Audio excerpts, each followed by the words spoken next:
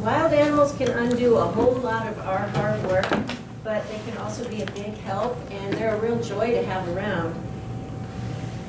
First, I'm going to show you how to avoid problems with wildlife and how to respond to them when you're farming and gardening in Northwest Montana. And then Lisa's going to explore how to invite wildlife onto your farm and garden, how to make them safe, and also how to put them to work. And it'd be good if you could just hold on to your questions, and we're going to try to have some time afterwards for questions and answers. In Northwest Montana, there are a lot of pesky critters that eat our crops, they eat our ornamentals, girdle our trees, and harm our animals, our pets, and our farm animals and pets. And if you ask for advice, often what you get is, here's how to do battle with these critters. Here's how to put out expensive repellent formulations. Here's how to kill them with herbs or pesticides or poisons, or how to trap them, or how to go after them with a shotgun. But I say the first thing we should do is take a whole different approach and first find out who is it that's causing the problem. You want to identify the culprit and learn as much as you can about them. But we don't often catch them in the act. So I'm going to start first with a species that's the most problem for me, and where I farm at the north end of Farm to Market, and that's the whitetail deer. And you probably already know how to tell their sign. Their hoof prints are pretty distinct, and the little piles of kind of longish oval pellets. But the other thing to watch for is if you look up close, you'll see that where they've been eating, it looks like it's ripped off. And you can remember that deer don't have any top teeth in the front, it's just like a bony plate, and so that's why they have to rip off the plant material. And they're after like the juicy green stuff in the spring, and it goes throughout the year. They move towards shrubs because they're trying to get their gut ready for winter diets. So you'll see also that they shift their diets. They tend to mow something right down to the ground. Went the wrong way. Here we go. The easiest way to avoid deer problems is to not put out the buffet, but that's not that easy. I made a list of the species that, in my experience of gardening here for 30 years, these are species that deer don't bother. You'll notice that most of the species on that list are really prickly, or they're spiny, or they're leathery, or they just are strong smelling, or they taste bad, or they're poisonous. So that's part of, those characteristics are typically ones that deer don't go after. But most of our crops and our ornamentals, they are just plain tasty.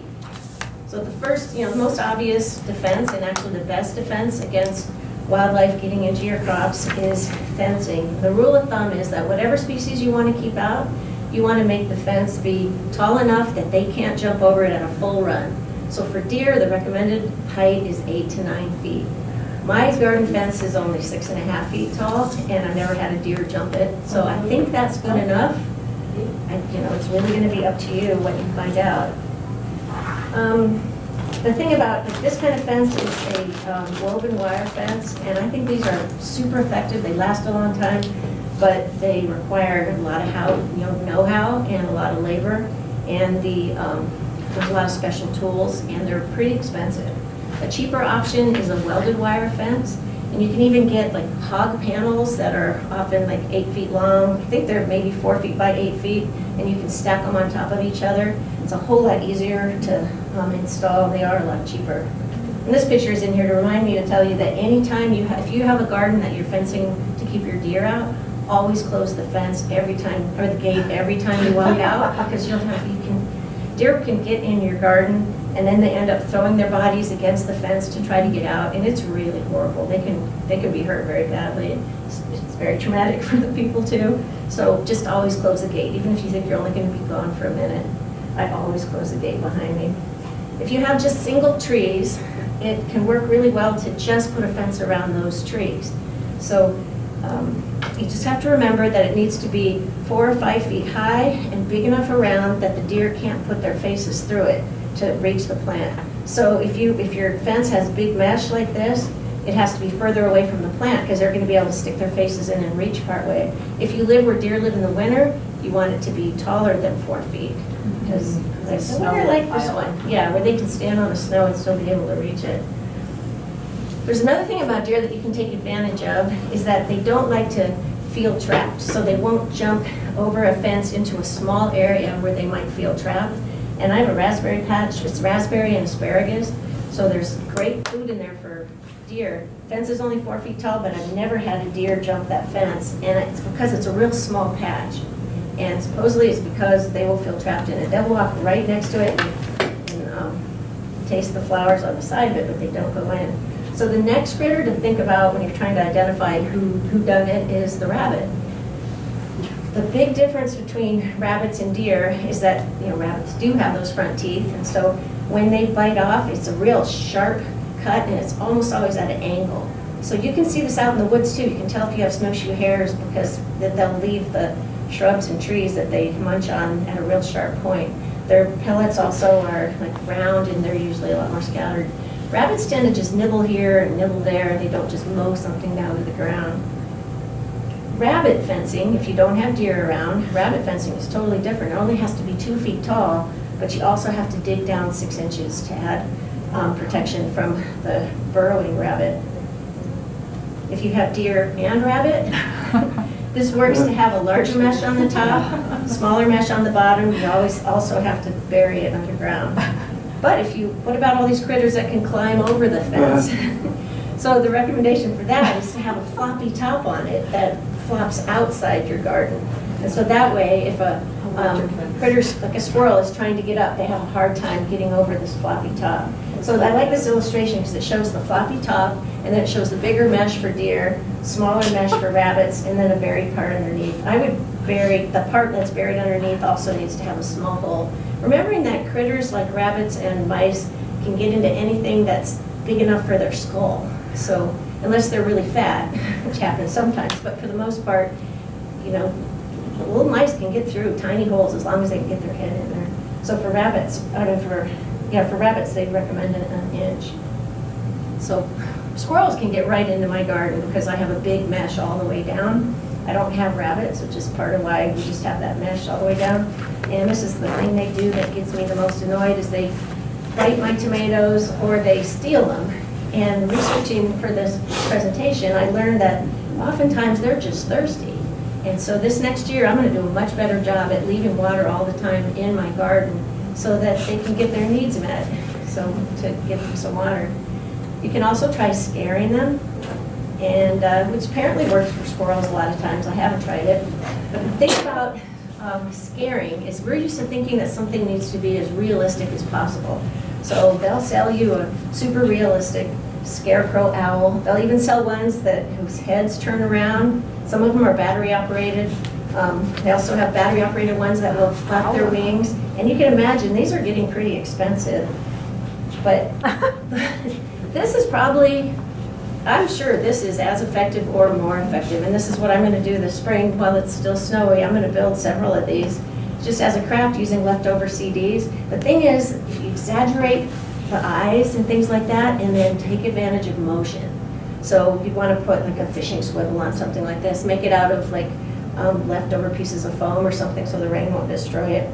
But you want to take advantage of motion. There's lots of ways to do that. You can buy commercial products that'll move around in the wind and exaggerate features like eyeballs, which is what the CDs here do.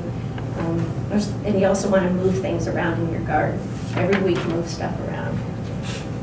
Some people swear by soap and stinky soap and human hair and human urine, coyote urine. There's a lot of products you can buy.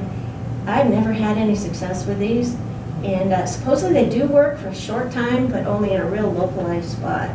And you have to protect them from rain. So you could put them up, underneath a yogurt container or something if you wanted to use these. But I gave up on them. There's also a dazzling array of repellents that you can buy. And these are, they're full of, actually I have a couple notes on this.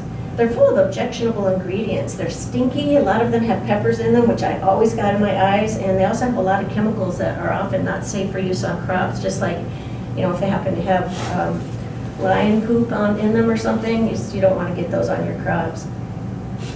Some of them, like blood meal, actually attract bears and skunks and dogs, so there are some things you really don't want to use. And they are really expensive. After a lot of years of trying all kinds of stuff, I finally settled on what I call the easiest ever egg repellent. And the recipe is 1 egg and a blender full of water. And that's all it is. The handout has the instructions on how to do it. There's a couple tricks I learned over time to keep from clogging up the bottle and stuff. But it doesn't smell at all. You're not using rotten eggs, so you're not attracting any critters that you don't want. And deer just hate it. You know, I have a few times seen a deer take a bite and then go, and then they'll walk off. It works great. It works for rabbits too. I love it. Dogs are also really good. This one's protecting his pear tree.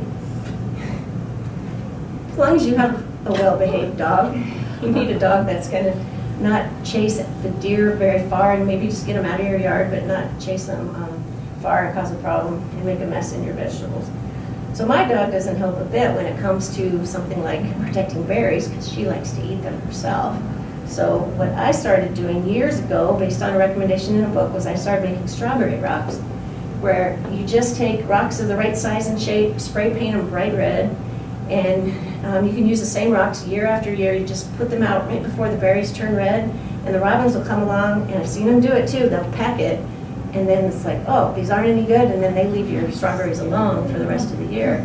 That worked great for years, until we got crows in the neighborhood. I have a family of crows that lives nearby, and they're way too smart to be fooled by strawberry rocks.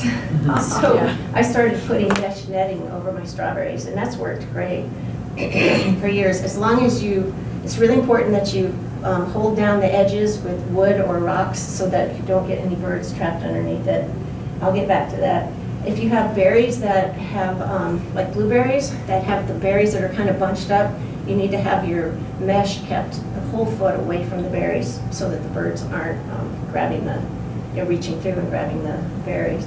But this is the real problem with mesh, and based on stuff I learned while researching to give this talk, I'm going to get rid of all of my plastic black mesh because it's too big and it can trap critters and they can die caught in your mesh, especially if it's not pulled really taut.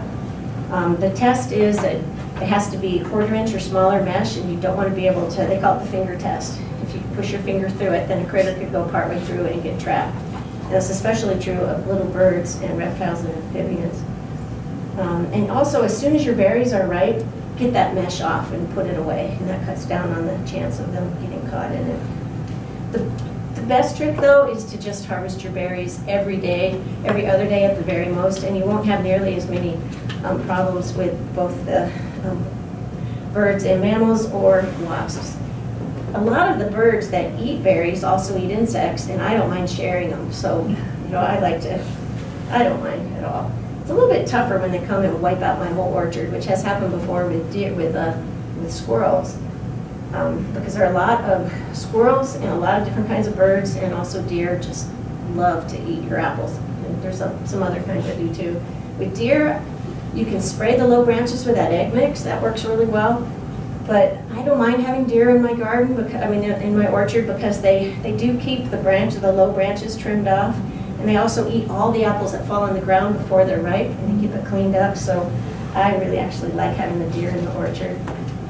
For the birds and the squirrels, one trick is to try to buy smaller varieties of trees, dwarf varieties, and or keep them pruned really short so that you're able to put mesh right over them. But again, it's really important to attach it under tight together on the trunk so that you don't get birds and squirrels that can get trapped inside there.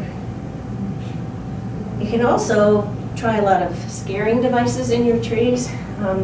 You can hang shiny pie plates or CDs. You can buy special flash tape, or you can buy use old videotape. Just go to the secondhand store and pick up some 25-cent videotape, old stuff, and hang it in your trees, and that'll scare a lot of the critters away. Bears are their own special problem, and I'll have a whole separate section on bears here. But for now, I just want to say that it's really important to pick your fruit as soon as it's ripe, for bears and for all the other critters. And don't ever let it just lie on the ground. That causes a lot of other insect problems if you let your fruit just sit. Another problem with trees is caused by this critter. It's a kind of woodpecker called a sap sucker. There are several kinds of sap suckers actually, but they drill these holes in the bark, and the holes fill with sap, And the woodpeckers or the sapsuckers are eating the sap and all the insects that get caught in there. They can kill your trees, they introduce disease, they can be a real problem. But if you get to it soon enough, like this one right here, it's too late for that tree, it's dead. But if you can get to it early enough, you can spread Vaseline around the area. But sapsuckers actually do a whole lot more good than harm. Lisa will talk about some really cool things that sapsuckers do. So if you can put up with them, it's a really good idea to do it. They tend to only work on a small group of trees, or like in my case, they killed one of our apple trees, but we had a couple other apple trees, so it was fine. It didn't bother me. I just let them have that tree until the tree was completely dead. So keep them around if you can. Another problem with trees caused by ungulates, they like to rub on them in the fall, and moose like to munch on them in the wintertime, hungry moose. And I don't think that's too hard to solve. There's a lot of different options for protecting and separating for protecting the trees with some physical protection. I like the one that has the white background because it spins around. When bucks rub on it, it spins around so they don't get a good rubbing sensation that they're looking for, and they'll leave your trees alone. I've been using that for years, and you can buy that locally. You can also buy a tape that wraps around. What's important is to watch your trees over the years. Like if you put these on, check them to make sure that you're not hurting your trees over time so that your tree isn't growing into the plastic or the metal. And also make sure that things aren't just decaying. Like the one on the right will just fall apart. These things are they decay over time, and that would just probably fall apart if a buck tried to work on it. You can make your own pieces out of cut drain pipe too. It's pretty easy to fix. This one's harder to deal with. This is something that usually happens in the wintertime, and these are voles that leave tiny little irregular teeth marks. And when the snow disappears, you'll find a lot of your trees are just girdled all the way around the tree, and like your little fruit trees or ornamental trees are dead. I want to make a point about the little animals that live in northwest Montana. We have a huge array, way more than these, of things that people think of as rodents, and some of them are similar to rodents. And it's just really important to take the time to try to figure out what it is that your problem is, because some of these species are actually really helpful. Others are a problem, others aren't any big deal, others are really rare, and so they need some protection. And I wish I had time to get into all of these, but I can only do a couple of them. So this is something that you might see in the springtime. The hint is, if you look at it, you can see it's something that's just not around during the day. They like to eat roots, things that are underground. In the summer or in the spring, when the snow disappears, all of a sudden you see all these networks of tunnels, the remains of tunnels. Anybody seen any of these? Do you know what they are? They're voles that are very similar to mice. It's what you're saying that there's a problem with. So you do have a lot of options with voles. If you've got voles that are eating off your, chewing on the bark in the wintertime, you can pull all of the mulch and the grass away from the base of the tree and put a protective, like a swirly thing on there or something to protect the bark. But you can also stomp around with snowshoes and crush that snow space around the tree, because they're living in the open space underneath the snow.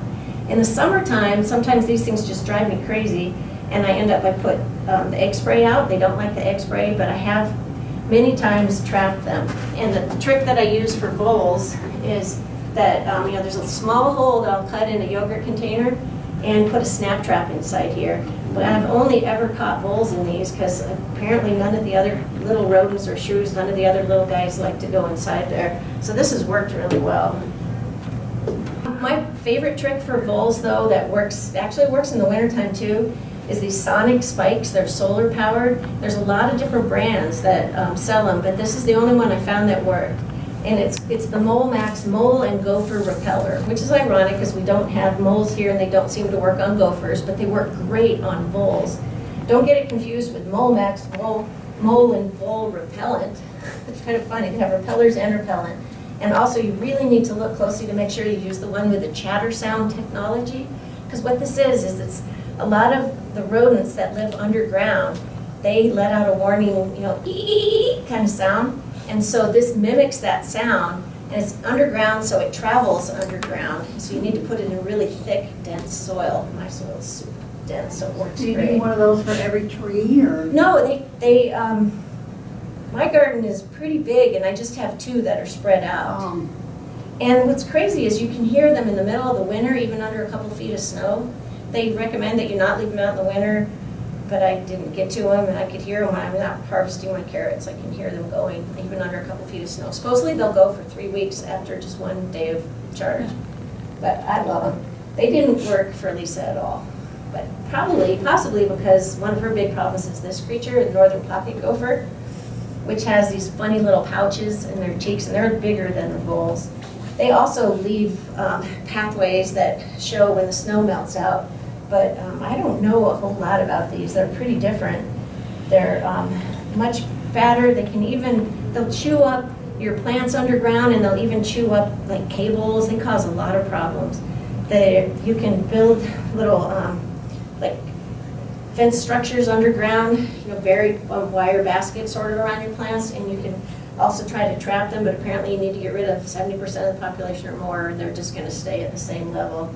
So I do need to talk a little about poisons, because often when we think about rodents, we think about poisons. So the big thing is what's wrong with just poisoning the rodents. Well, there's a whole lot wrong with it. The big thing is that they're not selective.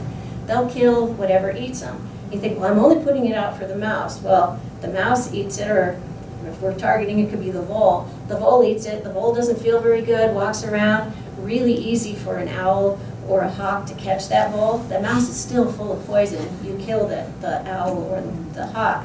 Well, it could be your dog that eats that mouse. And the newer poisons now don't have any antidotes at all.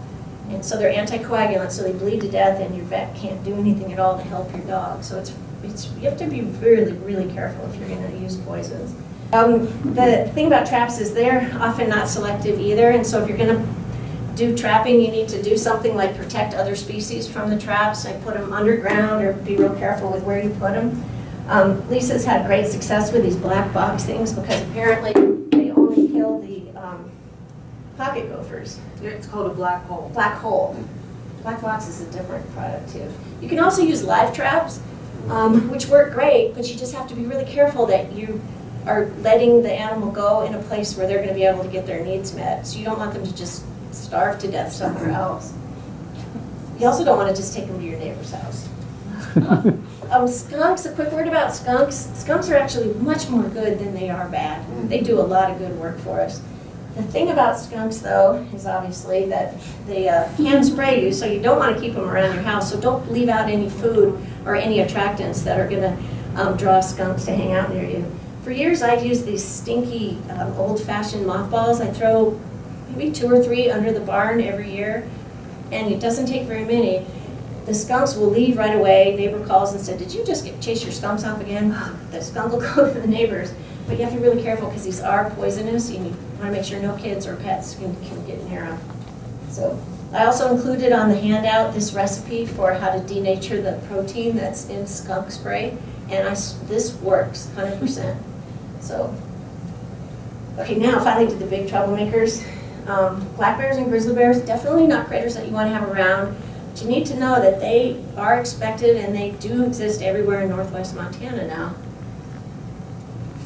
We're getting more and more grizzly bears, so we're starting to see them. And it really doesn't, it's not that important anymore to tell which, or it never really was that important to know which species it is. What's important is to know what their motivations are. So I just treat them the same. Bears eat almost everything, but it's almost entirely plants. They hardly ever eat meat at all. A little bit of meat. Mostly what they're doing though is from September on, they're at like from huckleberry season on, all they're doing is eating because they have to store all the calories they can to get them to be able to sleep all winter long. So they're just eating and eating and eating, and they're looking for any kind of food at all. So you really need to be careful about leaving out things that will attract bears to your property, and especially if it might give them a reward. Things like garbage, animal food, pet food. If you leave out pet food, they could eat the pet food and the pet sometimes. Barbecues and chickens, we'll get into some of that. But bird feeders are one of the biggest problems because it's a really high energy, packed, yummy source of calories right there. So the recommendation has always been only feed your birds in December, January, February, March, or out of reach 10 feet high and 4 feet out without any grain spill. That's been the recommendation for years, one or the other. But what we're finding is a lot of our grizzly bears are now hanging out, not a lot, a few are hanging out in the valley floor throughout December. So I'm not going to start my feeding until January 1st from now on. It's disappointing. Hummingbird feeders are especially attractive because that's just sugar water. And the point here is that don't think that a hummingbird won't, or a bear won't come to your hummingbird feeder just because it's so close to the house. Know that it's still a huge temptation. So I need to talk just a little bit about compost because Fish, Wildlife and Parks actually wishes that nobody composted in the valley because most people don't do it right. For years, what I did was I would just throw all my goodies in there, and I'm lucky I never had a bear or a skunk. I did get skunks in the compost, but not bears. The thing to do, though, to make it not so attractive is to cut it up really small before you take it out there and put it in the compost pile, put in some of the browns, some of the like dried manure or straw or dried grass or leaves, and mix it all up right away, spread it out, so you're not just throwing some yummies right on top, and then it breaks down much faster and it's not a big attractant. They've been learning for years about how to fence areas for bears, and they're finding that electric fencing is by far the best. And on that handout, I also have the link for the Fish, Wildlife and Parks Bear info page, and it has a link for this beginner's guide, which is full of information. The Defenders of Wildlife will help you pay for your electric fence. If you're fencing off bear attractants, they'll pay up to, I think it's 50% of your fencing project, up to $500. But the web link is on the handout too, and you want to contact them right away to get on their list. It's not hard to fence for bears. This is a real simple fencing for orchard, for apples. And if you don't take care of it, you could end up with this, which is Mama Grizzly Bear teaching her babies bad habits. A fed bear really is a dead bear, and it's up to all of us to try not to ever let them get a reward. Something like this is incredibly tempting. Beehives, and fencing it isn't too hard to do. Solar electric fence. Chickens are another big thing that bears have learned about, and they're teaching their babies. And even if you have a real solid structure, they can break into it. And electric fencing for chickens is pretty simple. And this is a picture of, see it down at the bottom there is a hen house that a grizzly bear had gotten into, ripped apart, and killed some of the chickens. And you'll also notice one of Fish, Wildlife and Parks bear traps there. And a lot of people don't want to call Fish, Wildlife and Parks. They don't want to admit that they made a mistake and accidentally fed the bears, and they're also afraid that the bears might get killed.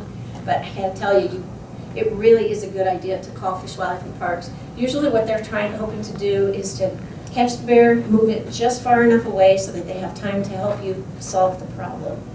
They don't want you to call if you've just got a black bear walking in your yard. They already know they're everywhere. What they do want us to do, though, is give them a call, but also try to scare off the bear if you can from a safe place. Be aggressive, be really noisy and bang some pans together, and use bear spray. Real quick, through some other critters there's a lot of other mammalian critters that can get into your chickens, and the trick is just really good fencing, and buried fencing is really important. There's several kinds of raptors and owls that will go after you, like that picture, that will go after your chickens. I've had chickens, and it's really discouraging when the predators get them. And the trick for them is just overhead fencing. It doesn't have to be as elaborate as this, but you do need some kind of netting. And chickens, they just plain require capital investment. You can't just throw chickens in your backyard in northwest Montana. You got to do something to protect them, and it protects bears. If you have other species that you're worried about for your livestock, I really can't give you a lot of help on that, but I do have some good web links on that, and just call Fish, Wildlife and Parks, and they will help you out. Okay, now how to attract wildlife and enlist them to help you in your gardens, in your yards, and your farms. So there's a saying among wildlife biologists that habitat is where it's at, and that's true.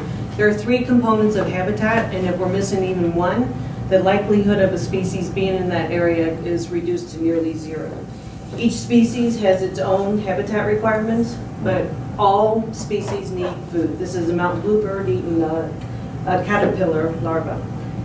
All species need water. This is a tree swallow drinking water out of a lake. Shelter. This is critically important. all wildlife species need protection from the weather and from predators. This is a black-capped chickadee excavating a nest cavity. On our farm, my husband and I, we own a farm in the valley. We have 20 acres.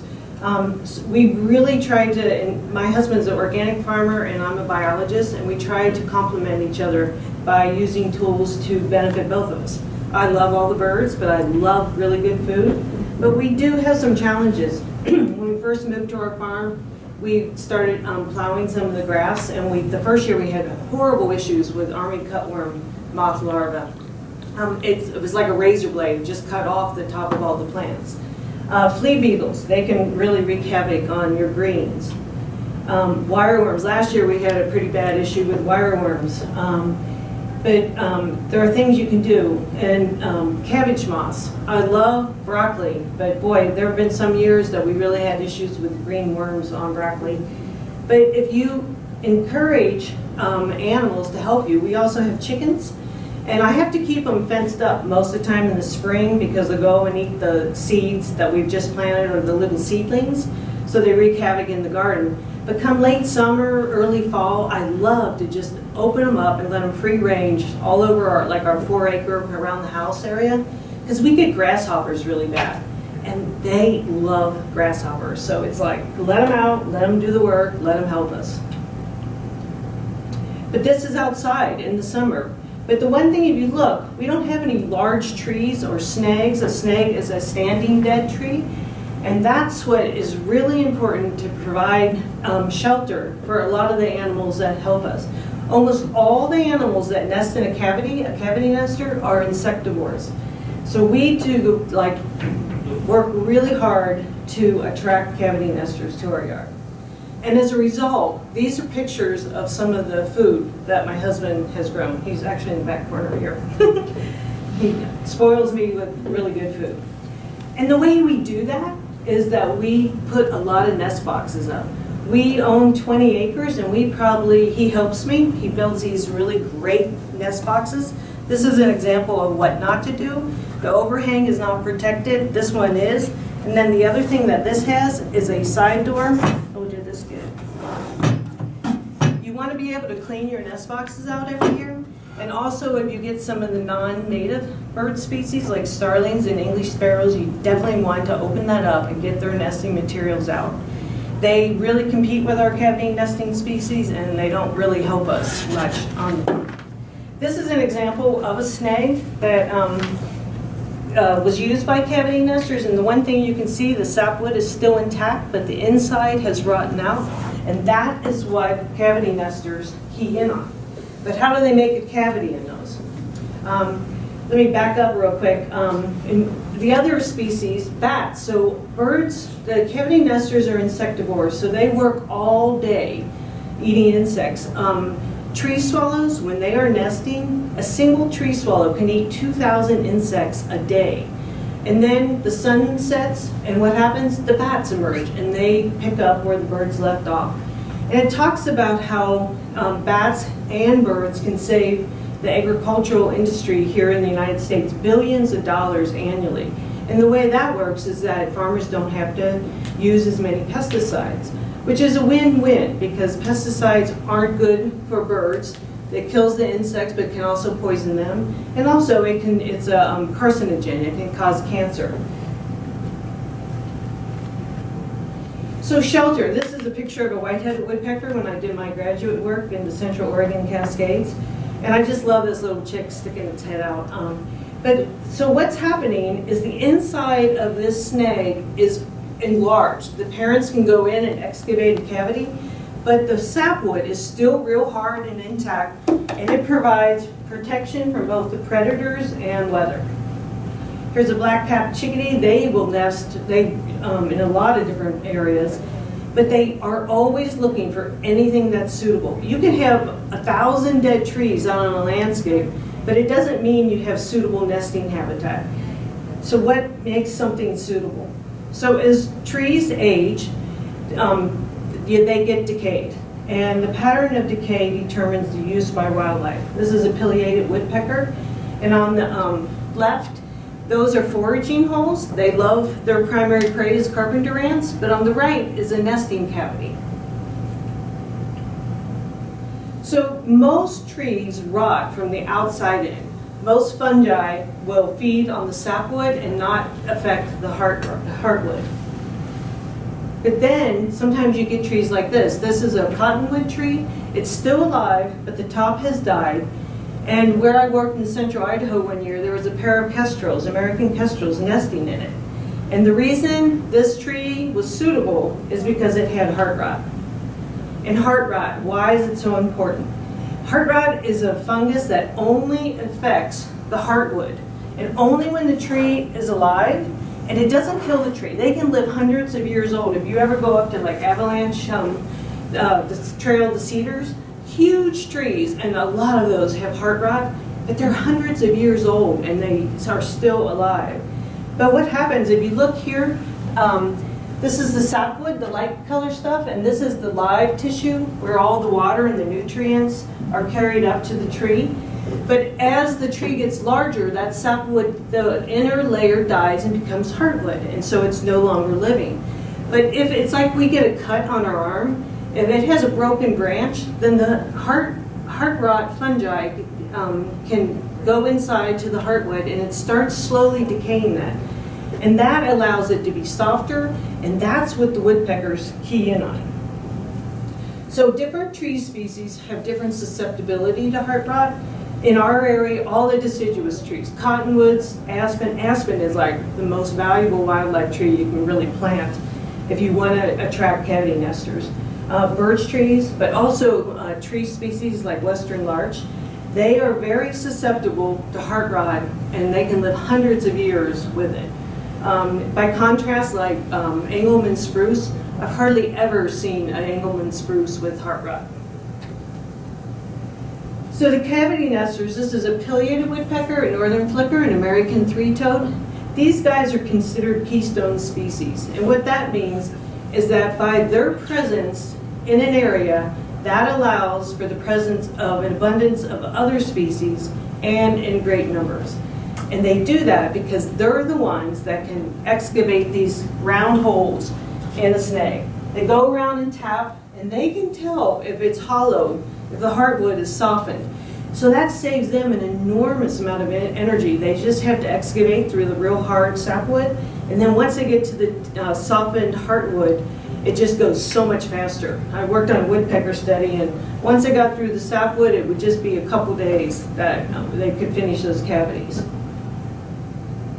The red-naped sap sucker that Amy mentioned, this one we consider a double keystone species because it's also a primary cavity nester. And each of these birds makes a hole of a different size. So when they're finished nesting in it, the other species will come in of different sizes, like a small swallow, or I think you'll be surprised, even some of our ducks are cavity nesters and will nest in these cavities. But the other thing that these guys do, they'll have 2 or 3 trees that they create these sap wells on, and it's not just important for them. There are over 20 other wildlife species that will feed on these sap wells, and it's really important for moths and butterflies, but especially important for our hummingbirds. When they first show up in spring, we have very few flowers that are in bloom, and it's because of these sap wells that the hummingbirds show up so early. That's what keeps them alive. Here are some of our secondary cavity nesters. So like a wood duck and the northern pygmy-owl, they love the pileated size holes, which are 4 to 6 inches, or the northern flicker, which is 2.5 to 3 inches. The upper right is a tree swallow. They'll use a hairy woodpecker or sap sucker hole. Mountain bluebirds, they like the hairy woodpecker or flicker size. And then there's a house wren. And the cool thing about these guys, most of them are insectivores, or they feed on rodents or things that can negatively affect your gardening. And like I said, there are ducks. I just love this picture a friend of mine took. This is an old pileated hole. And so here this female nested in there is like 20 feet up. And then like all of a sudden they hatch and they all can leap out of there without getting injured. So you have something like this. If you have water nearby and have a snag or a tree, it's great to be able to leave them. So the best thing to do, you can sort of tell that this snag had been burnt, but it looks like it's cut at the top. So you don't want snags or trees with decay falling on your house or your garage or your car. So instead of cutting the whole thing down, top it to a safe height. Even if you have to top it to just 8 feet high, the amount you'll enjoy years of wildlife watching by keeping something like that in your yard. But if you don't have that, think nest boxes. It's the same idea. The hard exterior shell and then the hollow inside. It provides protection from both predators and the weather. This is a project my husband and I did when our son was in first grade, and we went and made nest boxes with them. That was a hoot. I had no idea that kids didn't know how a tape measure worked. Yeah, it was a learning experience. So when we moved to our farm, we had no snags or trees, and we own 20 acres, and we have 30 nest boxes that we have up on our farm.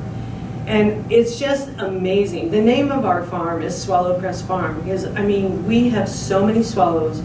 We get the tree swallows, violet green swallows, mountain bluebird, and western bluebirds all nesting in our nest boxes.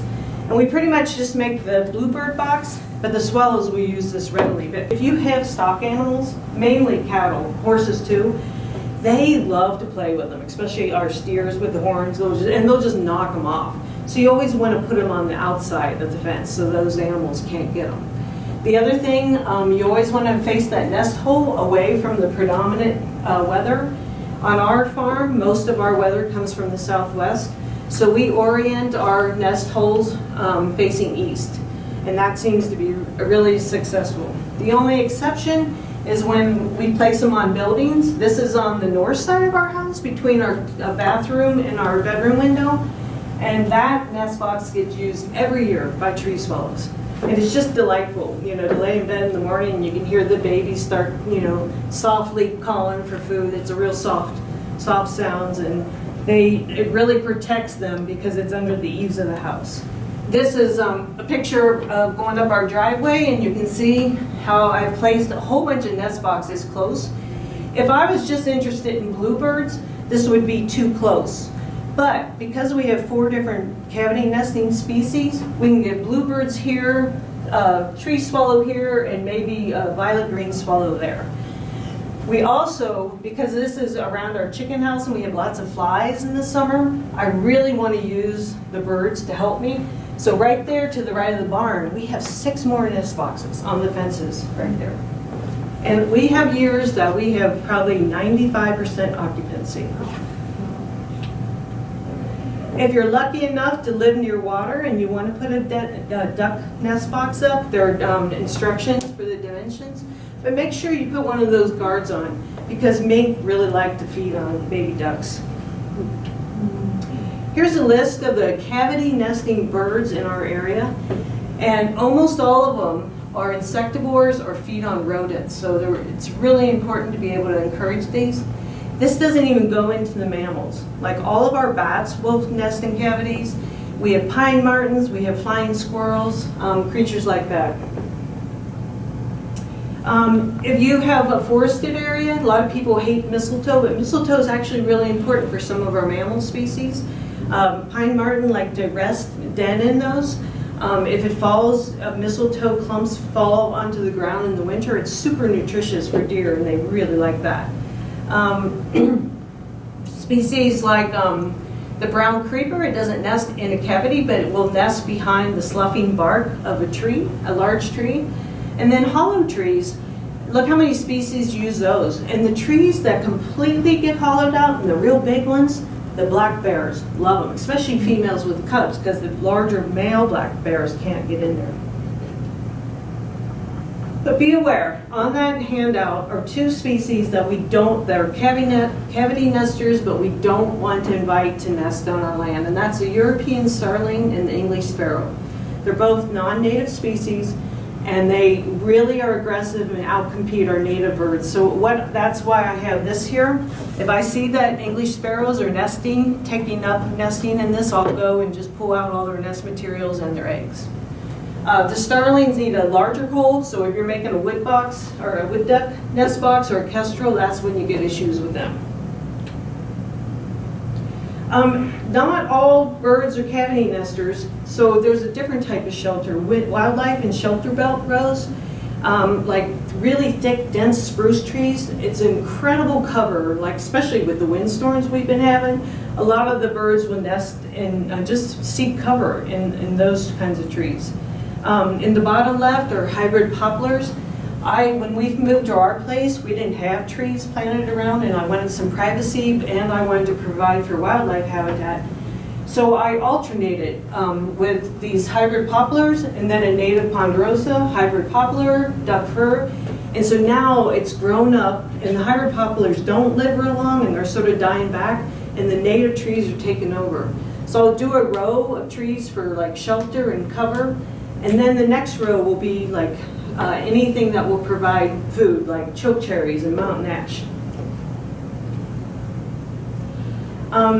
Raptors eat rodents and insects. The American kestrel actually is not doing great throughout the United States, and there's a lot of evidence to suggest that it's because so many pesticides are used.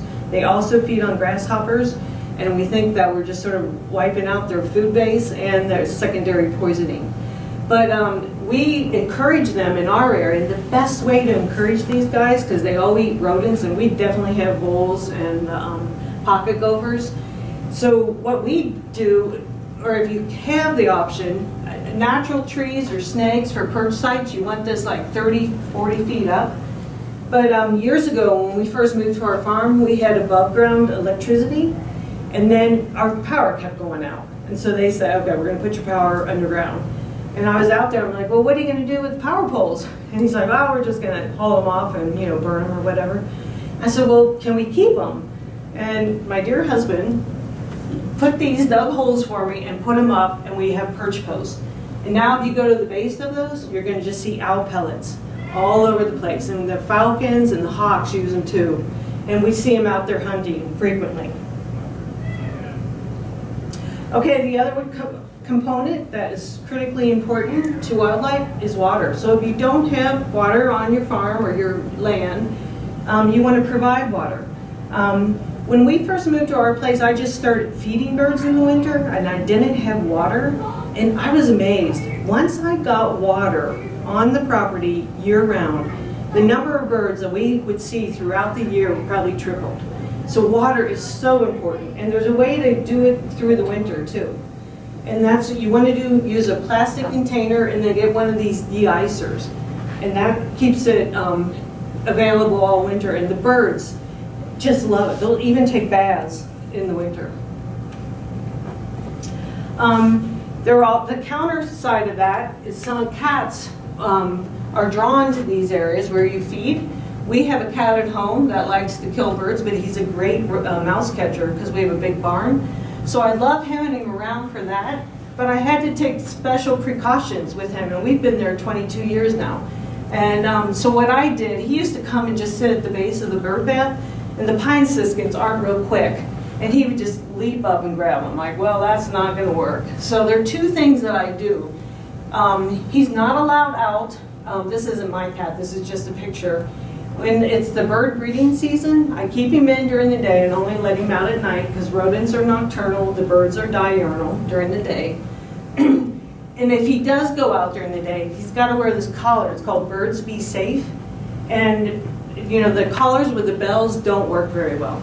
Birds are very visual, they see colors, and these really help cut down on cats catching birds.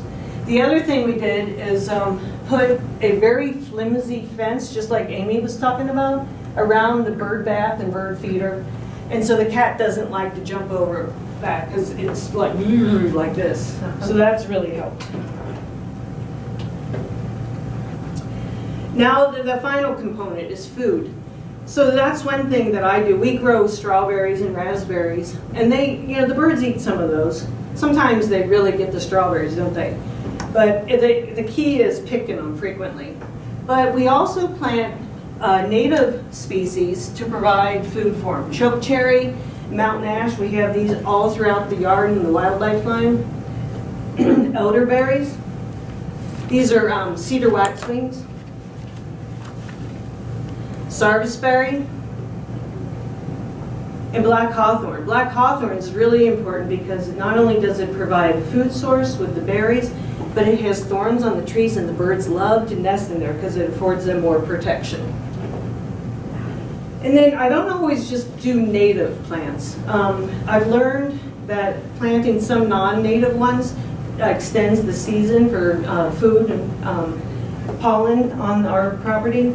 Hyacinths, I love these guys because it's one of the first flowers to bloom in the spring. Nothing else will be in bloom. And you know what really targets these are these bumblebees. We'll have 15 bumblebees on a stalk of hyacinth. And then rocket snapdragons. I love these guys. They're 2.5, 3 feet tall. They persist throughout the summer and fall. They can overwinter even though they're an annual. And the hummingbirds and moths and Sphynx moths and butterflies just love them. And then Monarda. In some places I have like pure Monarda gardens or bee balm. The hummingbirds, moths, and butterflies just love this. Comes in different colors so you can make these beautiful gardens with them. And then I don't always cut them down in the fall. And the reason I don't do that is I think the first time I did it is because I ran out of time. But I've learned that in the winter, the goldfinches and the pine siskins love to come in and eat the seed. So I always let them overwinter. And then come spring, here's my cat with his Birds Be Safe collar on. He's in the wheelbarrow, but this is the old Monarda stem, so I'm harvesting them in the spring. So that's when I do it. Milkweed's a really important plant that you can put in your garden to attract butterflies, hummingbirds. Penstemon and salvia, any tubular flower will attract the hummingbirds. When we first started living at our place, I think we'd see like 1 or 2 hummingbirds in the yard. And I do use feeders also. I have 3 feeders, all up high in 3 different locations. But now there are times that we can count at least 30 hummingbirds in the yard. And a hummingbird researcher told me for every hummingbird that you see, there probably are 10 more in the yard. But I think a lot of it is they've learned when they're on their migration that our house is now a stopover. Because I get them out early and we'll have times where we'll have 30 in the yard. We don't have that many nesting in the yard, but now we have 3 different species that nest in our yard, and we have just built that up over time. You can do plant cover crops. This is sweet clover. It's really important for green manure and then also for the pollinators. Like Julian will plant like Siberian peas, which has a flower, and that once it's a certain age, he'll disc it in and adds nitrogen to the soil. In the meantime, it provides food for a lot of our pollinators. Pollinators are important. So I plant a lot of flowers, but then in turn they go and they pollinate our apples, our pears, our plums. And boy, there are days you walk out in the yards and the apple trees are just covered with kinds of bees and flies. Here's Julian we used to have honeybees. These are non-native bees, but they're really important pollinators. And then there are native bees, mason bees. These guys don't sting. The females can. But these are things you want to encourage to have in your yard as pollinators. And this is an example of one of our apple trees one year. It's just like, oh my gosh. Sometimes I have trouble when the branches break. I'm still trying to fine tune my pruning. But we have a lot of good pollinators in the yard. When we first moved to our farm, I never saw swallowtail butterflies, and let alone a larva. And I think it was 4 years in that I saw my first larva of a swallowtail crawling across the grass. And I was like, wow, success. We're getting there. So just slowly built it up. Sphynx moths, have you guys ever seen these? They come out at dusk. They look like a hummingbird. That's a nickname for them, a hummingbird moth. They love this Monarda, and they're just fascinating. And don't forget about the little guys, garter snakes. On my wildlife line, I used to mow it, and now we don't because we've learned that that provides really important cover for the garter snakes. And they eat, you know, all kinds of insects and even small mice, long-toed salamanders. Amy has western toads in her garden. We don't, we're a little drier.